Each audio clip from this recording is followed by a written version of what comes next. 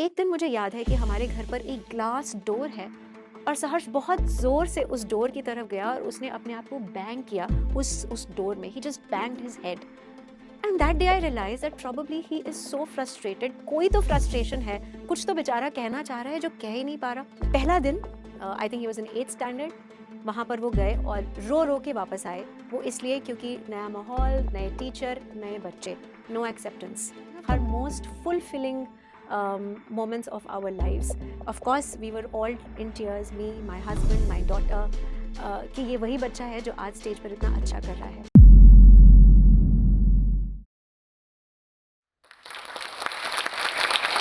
So, नमस्कार, मेरा नाम रितिका आनंद है and presently I am working as a principal in one of the leading schools of West Delhi. My journey with my son Saharsh has been an exhilarating journey. अगर आज मुझसे कोई ये पूछे कि आज सहर्ष 15 साल के हैं, क्या आप अपनी लाइफ का एक भी मोमेंट चेंज करना चाहते हैं उसके साथ, या अपने पास्ट में कुछ बदलना चाहते हैं, so that my answer will definitely be a no, because overall it has been such a beautiful time that we have spend together as a family. और जिसे कहते हैं ना अंग्रेजी में कि child is a father of man. तो I think Saharsh has been a teacher for me, जिसने मेरी लाइफ को इतना इम्पैक्ट किया, हमारी फैमिली की सोच को इम्पैक्ट किया। But when he was around 1.5 years of age, 2 years of age, suddenly I started noticing regression in him. And by regression I mean कि उन्होंने अपने नाम पर रिस्पॉन्ड करना बंद कर दिया था। जैसे कुछ कुछ दिन पहले जब हम उनका नाम लेते थे तो वो मेरी तरफ देखते थे, रिस्पॉन्ड करते थे, बात मतलब सर हिलाते थे, और सडनली जब उनका नाम लिया जाता था तो देयर वाज नो रिस्पॉन्स। फिर अगर फ़ोन की घंटी बजती थी तो उनका कोई रिएक्शन नहीं होता था, which was very strange for us, क्योंकि इतनी लाउड आवाज़ किसी को भी anybody can be perturbed with that loud noise, और उन्हें उस आवाज़ से कोई फ़र्क नहीं पड़ता था। फ़ोन की घंटी बज रही है, वो अगर बैठे हैं तो वो बस बैठे ही रहेंगे। He would never ever look at that और even respond to that loud noise. जब ये छोटी-छोटी चीज़ें मैंने ऑब्ज़र्व करनी शुरू की, ऑब्वियसली एक अलार्म बेल रिंग हुई and I started talking to my family about it, कि मुझे लगता है कि कुछ ठीक नहीं है। और उस टाइम पे मुझे भी ऑटिज़्म या के बारे में या स्पेशल बच्चों के बारे में इतनी नॉलेज नहीं थी। Although I was a teacher, still because I was not I should say emotionally invested in someone like Saharsh, I could not understand their pain, their journey, and it was definitely very very painful, क्योंकि समझ नहीं आ रहा था कि what next, करना क्या है। However family wise there was a big challenge, because at that point of time me and my husband were always contemplating, and for a long time I would say my family was in a denial. When I would utter a word like autism or a disorder, I could see a sense of how should I put it, disturbance, मतलब उनकी जो aura थी हमारे family members की, specifically my husband also, it used to get disturbed that नहीं नहीं नहीं, how can this happen with us, because my daughter, they used to instantly compare the kid with my elder child, जो बहुत intelligent है, IQ high है और Bharatanatyam dancer हैं और जापानीज पढ़ती हैं। Now because she was like that, the acceptance was very minimal. उस एक्सेप्टेंस को लाने में हमें बहुत समय लगा, और उसका भी मैं आपको बताऊंगी कि किस तरह से वो एक्सेप्टेंस आई। तो बहरहाल हमारी जर्नी शुरू हुई and I started meeting therapist और डॉक्टर्स। और सबसे पहले जो मुझे डॉक्टर ने कहा, जब उन्होंने उनको देखा, उनसे उनसे इंटरैक्ट करने की कोशिश की, तो उन्होंने कहा कि क्यों ना हम बिहेवियर थेरेपी से हम स्टार्ट करें। हमने बिहेवियर थेरेपी से शुरू किया, और उस टाइम पे सहर्ष बहुत छोटे थे, और मुझे याद है कि स्कूल के बाद आकर हम उन्हें लेके जाया करते थे। बिहेवियर थेरेपी हमने स्टार्ट की, और जैसे ही थेरेपी स्टार्ट हुई तो कुछ, जिसे कहते हैं ना कि एक ओशन में एक बूंद की तरह का डिफरेंस आना शुरू हुआ। और जैसे ही ये हमारी फैमिली ने नोटिस किया, स्पेसिफिकली मेरे हस्बैंड ने जब ये नोटिस किया, he saw a ray of hope. और मुझे लगता है कि वो दिन है और आज का दिन है, हमने कभी पीछे मुड़ के नहीं देखा, क्योंकि तब समय आया to work as a team. So whenever children of special needs, whenever they are in a family, सबसे बड़ी बात ये होती है कि किस तरह से हम एज अ टीम हम अपनी एनर्जीज को सिनर्जाइज करते हैं उस बच्चे के लिए। तो जैसा कि मैंने कहा, हमने धीरे धीरे बिहेवियर थेरेपी से स्टार्ट किया। सहर्ष में कोई स्पीच नहीं थी, वो बात नहीं कर सकते थे। तो किसी भी तरह का अगर हमें कम्युनिकेशन उनके साथ करना होता था, तो हमें बहुत तकलीफ़ होती थी क्योंकि वो क्या चाह रहे हैं, वो हम तक पहुँचा नहीं पा रहे थे और हम भी अपनी बात उन तक नहीं पहुँचा पाते थे। तो बहुत बार मुझे ऐसा लगता था that there is a gap between me and Saharsh, between his father and him, between his sibling and him, between the grandparents and the child, कि जो हम कह रहे हैं वो समझ ही नहीं रहा, and it can be very very frustrating. And other way around, अगर उसे कुछ कहना है वो सिर्फ रो रहा है, उसे क्या चाहिए मुझे नहीं पता। और एक दिन मुझे याद है कि हमारे घर पर एक ग्लास डोर है और सहर्ष बहुत जोर से उस डोर की तरफ गया और उसने अपने आप को बैंग किया उस डोर में। He just banged his head, and that day I realise that probably he is so frustrated. कोई तो फ्रस्ट्रेशन है, कुछ तो बेचारा कहना चाह रहा है जो कह ही नहीं पा रहा। Any how, so these were the initial stages of him. अपना नाम, जैसा मैंने कहा, उन्हें नहीं पता था। माँ का कॉन्सेप्ट क्या है, माँ कौन है, मम्मी किसे कहते हैं, नहीं पता। पापा क्या है, क्या होता है, नहीं मालूम। दीदी, पापा, मम्मा, दादी, दादू, बुआ, मासी, जो हमारे घरों में, इंडियन फैमिलीज में जो रिलेशनशिप्स होते हैं जो बहुत इंपॉर्टेंट है, उन रिलेशनशिप्स का मतलब भी नहीं पता और उन रिलेशनशिप्स को कोई एक बॉक्स में फिटेड भी नहीं है। फॉर सहर्ष he was just a lonely child. एक बहुत बड़ा चैलेंज जो मैं अब याद करती हूँ, आज से जब मैं अपने आप को रिवाइंड करती हूँ 12-13 साल पहले, वो ये कि जब मैं उन्हें हग करने जाती थी, तो वो फिज़िकल प्रॉक्सिमिटी से डिस्टर्ब हो जाते थे। मतलब कि उन्हें किस नहीं कर सकते, उन्हें हग भी नहीं कर सकते। तो अगर मुझे बहुत मन करता था कि मैं उन्हें कभी ज़ोर से हग करूँ, so I would hug him from behind. He would allow that to me for 5 seconds, for 6 seconds, at the max for 10 seconds, but कोई भी फिज़िकल कॉन्टैक्ट उन्हें बहुत डिस्टर्ब करता था।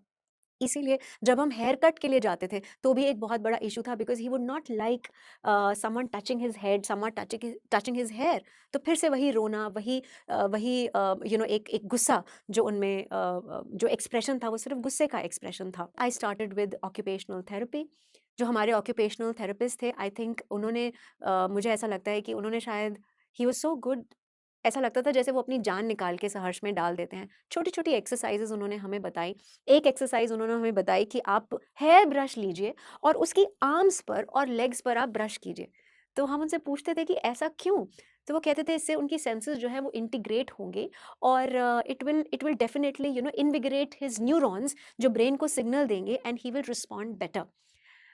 इंटरेस्टिंगली जब हम and it all depends on the therapist actually, वो इतने शिद्दत से हमें ये बात समझाते थे कि हमें लगता था बिल्कुल सही कहा। तो घर आते ही हम सहर्ष को ब्रश करते थे on his hands, on his legs, and slowly we could see that there was this response which started coming from him. Also there were beautiful exercises जो थेरेपिस्ट को ज़्यादा अच्छे से मालूम होती है, वी वर जस्ट फॉलोइंग। जैसे वहाँ पे एक छोटी सी पगडंडी होती थी और उस पगडंडी पे चलना होता था। कितनी बार पगडंडी पे चलते चलते सहर्ष फिसल जाते थे। He would not be able to complete that stretch of little path which was created for him. रोते थे, लेकिन फिर उन्हें वापस लाया जाता था, फिर से वो उसी पाथ पर चलते थे। बहुत सारी ऐसी एक्सरसाइजेज जो उन्हें आंख बंद करके कराया जाती थी, उनके हाथ से एक इन्फिनिटी का साइन बनाया जाता था, मुझे याद है। फिर उनकी आँखों पे पट्टी बाँधकर उन्हें बार-बार उस साइन पर हाथ से ट्रेस कराया जाता था, हाथ से, पैर से, ऐसे मल्टीपल एक्सरसाइज़ेज़ थे। जिम बॉल को यूज़ करके मुझे याद है हमने बहुत सारे एक्सरसाइज़ेज़ किए। हमने जिम बॉल उनके लिए खरीदा और फिर हमने वही एक्सरसाइज़ेज़ घर में रेप्लिकेट करने शुरू किए। This was all about occupational therapy. Also while we were doing occupational therapy, साथ-साथ कुछ-कुछ एकेडमिक्स भी शुरू हो चुका था, क्योंकि उस टाइम पे सहर्ष 3-4 साल के हो चुके थे। और एक बहुत अच्छा टिप मुझे जो थेरेपिस्ट ने दिया और जो मैं आप सबके साथ शेयर करूँगी। तो जब भी हम कुछ एकेडमिकली हम अगर सहर्ष से कुछ बात करते थे, तो उनका इंटरेस्ट बहुत कम रहता था उसमें। तो हमें थेरेपिस्ट ने एक बहुत अच्छी बात कही, उन्होंने कहा कि आप क्यों ना बच्चे को ग्राउंड में एक एक राउंड लगवाइए या उसे कुछ फिजिकल एक्सरसाइज कराइए, जिससे कि वो थोड़ा थक जाए, थोड़ा-सा पसीना आए उसको, and we used to do that right in the morning. He would go and he would take a round of the park. He would come back all charged up, and whatever we used to communicate to him, he could understand that. अगला जो stage आया वो था academics में problem. किस तरह से पढ़ा जाए कि RAT rat, BAT bat, CAT cat है, और अगर पढ़ भी लिया तो ये कैसे पता चले कि यही रैट है, यही कैट है, यही बैट है। तो उसके लिए हम स्पीच थेरेपिस्ट के पास गए, क्योंकि स्पीच नहीं थी। जो हमारे स्पीच थेरेपिस्ट थे, उन्होंने जब सहर्ष के साथ काम करना शुरू किया, उन्होंने कुछ लंग्स की एक्सरसाइजेज़ बताई, जिसमें वो I think that's called a spirometer, जिसमें वो बॉल्स होते हैं and he used to push those balls using a lot of lungs in his air, और फिर बहुत सारे फ्लैश कार्ड्स, और फिर हमने धीरे-धीरे रीडिंग करनी शुरू की। जब हम रीडिंग करते थे, हमारा सवाल थेरेपिस्ट से ये था कि सर आप रीडिंग तो कराते हैं, लेकिन इस रीडिंग का तो कोई मतलब ही नहीं है ना। उसने अगर रीड कर भी लिया कि अ बैट, अ कैट, उसे तो मालूम ही नहीं है कि बैट क्या है, उसे तो मालूम ही नहीं है कैट क्या है। तो फिर हमें एक बहुत अच्छी चीज़ समझ में आई कि दिमाग को ये प्रोसेस होने के लिए कि बैट क्या है, कैट क्या है, रैट क्या है, पहले उन शब्दों को आइडेंटिफ़ाई करना बहुत ज़रूरी है। So don't panic, even if the child doesn't know कि वो चीज़ क्या है, आप सिर्फ़ उसे पढ़ने दीजिए। ये एक एक गोल्डन टिप थी हमारे लिए, क्योंकि ये मुझे भी नहीं मालूम था कि अगर उसे समझ में नहीं भी आ रहा तो कोई बात नहीं। So we would just sit with him, जो भी हमें होमवर्क दिया जाता था, क्योंकि थेरेपी का एक स्ट्रक्चर होता है। पेरेंट्स को वो स्ट्रक्चर नहीं मालूम रहता। हमने उस स्ट्रक्चर को फ़ॉलो करना शुरू किया, और हमने उन्हीं बुक्स को घर आके रिपीट मोड पे उन्हें पढ़ाना शुरू किया, and that definitely helped. Comprehension came a little later, but then reading started coming to him. हमने सहर्ष को पियानो क्लासेस में ओरिएंट किया। To my surprise, he was brilliant in piano. वो इतना अच्छा पियानो बजाने लगे that I could not ever imagine कि एक बच्चा जिसे इतनी एक्सप्रेशन में प्रॉब्लम है, वो पियानो पे अपने आप को बहुत अच्छे से एक्सप्रेस करने लगे। वो भी एक मेथड था, टीचर को हमें ब्रीफ करना पड़ा कि देखिए, आप जिस तरह से दूसरे बच्चों को ट्रीट करते हैं, आप ये मत समझिए कि सहर्ष एक दिन में आपके सारे इंस्ट्रक्शंस को फॉलो करेगा। नहीं, बिल्कुल भी नहीं करेगा। उसको डील करने का तरीका थोड़ा-सा फ़र्क है, और ऐसा ही हुआ। हमारे म्यूज़िक टीचर ने उन पर काम किया, और उन्होंने बहुत अच्छी पियानो बजानी शुरू की। फिर एक ऐसा फ़ेज़ आया जहाँ पर to develop his emotions, his understanding, his to overcome his language disability, क्योंकि जब अब हमने उसके टेस्ट कराने शुरू किए, डॉक्टर्स ने हमें एक टर्म को इंट्रोड्यूस किया, और वो टर्म थी लैंग्वेज डिसेबिलिटी। उसे भाषा को पढ़ने में, समझने में दिक्कत है, लिखने में दिक्कत है। तो इसका मतलब क्या है? कोई मैथ्स की प्रॉब्लम 2+2 कर ले सकते हैं, टेबल्स को याद कर सकते हैं, तोते की तरह बोल सकते हैं, लेकिन अगर मैं उन्हें एक पूरी शीट दे दूँ जिस पर एक पूरा पैराग्राफ लिखा है, क्या वो पढ़ सकते हैं? No. He can read it, but can he comprehend it? No. Can he understand? No. Can he write? No. चाहे वो अंग्रेज़ी हो या हिंदी, उन्हें भाषा यानी लैंग्वेज डिसेबिलिटी से डायग्नोज किया गया। तो उसके लिए हमने फिर एक हेल्प की हमें ज़रूरत पड़ी, क्योंकि अकेले हमारे लिए ये मैनेज करना बहुत मुश्किल था। So we had on board an amazing amazing teacher. उन्होंने उनके उनकी पर्सनल लाइफ में उनके जो ब्रदर थे, वो भी ऑटिस्टिक थे। तो क्योंकि उन्होंने अपनी फैमिली में ऑटिस्टिक एक एक मेंबर को के साथ काम किया था, और यही रीज़न था उनका स्पेशल एजुकेटर बनने का, तो उन्होंने सहर्ष के साथ आई थिंक 3 साल काम किया। उनके साथ-साथ मुझे लगता है सहर्ष के साथ-साथ मैं भी वेट करती थी कि कब सर की क्लास होगी, और हम बैठेंगे और हम साथ पढ़ेंगे। सर की एक बात मुझे हमेशा याद रहती है, जो मैंने भी बहुत ज़्यादा टीचिंग में यूज़ करी है, कि जब भी वो सहर्ष से बात करते थे, वो कभी भी एज़ अ टीचर बात नहीं करते थे, इन द सेंस कि अब मैं if I am standing and the child is probably 2 feet high और 3 फीट हाई, तो हमारी आदत रहती है कि हम बच्चे से यूँ बात करते हैं, नीचे देखकर बात करते हैं। Yes, what are you doing? Hello, how are you? And things like that. Sir would come down to his level, look into his eyes, and then he would speak very slowly. So if he has to ask Saharsh, how are you? He will say, Saharsh, how are you? And voila, it just worked like magic. So Saharsh उनके lips की movement देखते थे, और देखते थे किस तरह से वो एक्सप्रेस कर रहे हैं, और अपने लिप्स को हिला रहे हैं, और उससे उसकी speech understanding and development of emotions होने शुरू हुए कहानियों के जरिए। हर थेरेपी के बाद एक ऐसा पॉइंट आ जाता है कि जब बच्चा बड़ा हो रहा है, उसकी नीड्स, उसकी डिमांड्स, उसके चैलेंजेस हर स्टेज पर बढ़ रहे हैं। Next stage was definitely theatre. Theatre worked like magic for Saharsh. It was, how should I don't know, I don't have the right words to explain, क्योंकि जब हमने थिएटर में सहर्ष को एनरोल किया, पहला दिन, I think he was in 8th standard, वहाँ पर वो गए और रो रो के वापस आए। वो इसलिए क्योंकि नया माहौल, नए टीचर, नए बच्चे, नो एक्सेप्टेंस। हर बच्चा अपना बेस्ट दे रहा है, कोई कोई कैसे एक्ट कर रहा है, कोई कैसे एक्ट कर रहा है, और यहाँ एक बच्चा है जिसे अपनी बात कहने में भी प्रॉब्लम है, तो वो किस तरह से इमोट करेगा? भाई, इमोशंस को दिखाना ही तो प्रॉब्लम है, यही तो हमारी दिक्कत है। तो मुझे याद है कि वो दिन जब वो बहुत रोए, और फिर again magical and a great human being, his theatre teacher, phoned him up and told him, Saharsh, I don't know what they talked, but Saharsh ने आके मुझसे कहा, ठीक है, मैं कर लूँगा theatre class. और फिर जिसे कहते हैं, there was no looking back. उन्होंने theatre किया, बड़े-बड़े dialogues याद किए और कमानी ऑडिटोरियम में उनका प्ले हुआ, जहाँ पर उन्होंने, अच्छा, जब वो वहाँ पर स्टेज पर थे और अपनी बात कह रहे थे, इमोशंस कम थे, एक ही इमोशन था, गुस्सा आता था या इरिटेशन वाला इमोशन था. But when I used to look back on his journey, जहाँ पर कोई शब्द नहीं थे, शब्द आने के बाद ना ये मालूम है कि माँ कौन है और पिताजी कौन है, और रिश्तों की समझ नहीं है, इमोशंस की समझ नहीं है, लैंग्वेज नहीं है, साइकिल कैसे चलानी है पता नहीं है, खाना उठाकर मुंह में डालना है पता नहीं है. वहाँ से लेके जब हमने उन्हें स्टेज पर देखा परफॉर्म करते हुए, मुझे लगता है that was one of the most fulfilling moments of our lives.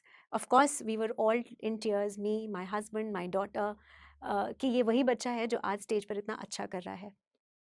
Every person who has been a part of this journey has been so instrumental. मैं कभी-कभी सोचती हूँ कि अगर हम अकेले होते तो शायद सिर्फ ब्लेम गेम खेल रहे होते कि आपकी वजह से ऐसा हुआ, आपकी वजह से ऐसा हुआ. एक्सेप्टेंस ज़रूरी था, लेकिन सही लोगों का साथ उससे भी ज़्यादा ज़रूरी था. I think the most important part which has been played in Saharsh's life is not just us as family or his net of therapists. I think we give due credit to his school for giving him that space, that energy to express himself, to be who he is. Even if I think for the longest of the times, probably we were facing problems in his toilet training. For the longest of the times, we were facing a lot of problems in his academic journey. But teacher का smile करना, teacher का support करना, teacher का हमें कुछ tips देना कि कुछ ऐसा कर लें, वैसा कर लें और ये कर लें, तो इससे शायद सहर्ष को हेल्प हो. वो एक जो कंफर्टिंग वर्ड्स होते हैं स्कूल के, rather than just the complaints, I think it also helped us and सहर्ष to build up our confidence कि हम जो कर रहे हैं वो बहुत अच्छा कर रहे हैं. और क्योंकि मैंने देखा कि सहर्ष को थिएटर ने और म्यूज़िक ने बहुत हेल्प किया, इसे एक लार्जर एजुकेशन सिस्टम में लाने के लिए हमने अपने स्कूल में भी स्पेशल बच्चों के लिए थिएटर को इनकलकेट किया. सहर्ष अब 10वीं कक्षा के छात्र हैं, आईसीएसई बोर्ड में पढ़ रहे हैं. He is studying all the subjects as per the rules and regulations, and I hope and pray to the Almighty, and I'm sure that he is going to be a happy and a successful man in future. I would just like to say, dear friends, that journey with a special child is special by itself. It's a beautiful journey, it's a special journey, क्योंकि आपके दिल में कितने emotions हैं इन बच्चों को लेके, ये आप भी नहीं जानते जब तक आप पेरेंट नहीं बनते. जब तक आप एक बच्चे की मजबूरी नहीं देखते, तब तक आप में वो एम्पैथी जनरेट नहीं होती, which is great because that can be used to sensitize other parents, that can be used for the society. Also, जब हम इस जर्नी के थ्रू नेविगेट कर रहे थे, तो फैमिली के लिए कितना बड़ा चैलेंज है, क्योंकि हम तो स्पेशल एजुकेटर्स नहीं है ना, हमें तो समझ नहीं है ना. It was just by chance that I was a teacher, so I had seen children with special needs and I knew that we can overcome this. I would like to thank Josh Talks for organizing and for giving parents like us a platform so huge so that we can tell our stories to people who are struggling with children of special needs. जोश talks का बहुत बहुत thank you, बहुत बहुत शुक्राना, gratitude कि हम उन पेरेंट्स से जुड़ पा रहे हैं जिन्होंने अपनी जर्नी स्टार्ट की है. मैं और मेरे हस्बैंड और मेरी डॉटर और हमारी पूरी एक्सटेंडेड फैमिली अब 15 साल से इस जर्नी में है, इस कश्ती में सवार हैं. और ऐसा नहीं है कि ये बम्पी राइड नहीं थी, बम्पी राइड है, मज़ेदार है, लेकिन क्योंकि आपने जर्नी अभी शुरू की है, trust the process. I am sure you are going to be a better parent after parenting a child with special needs. Hello everyone. I'm so happy that Josh Talks has brought this channel out where we can hear the stories of the incredible mothers and fathers of autistic children. I had somebody in my own family who was autistic.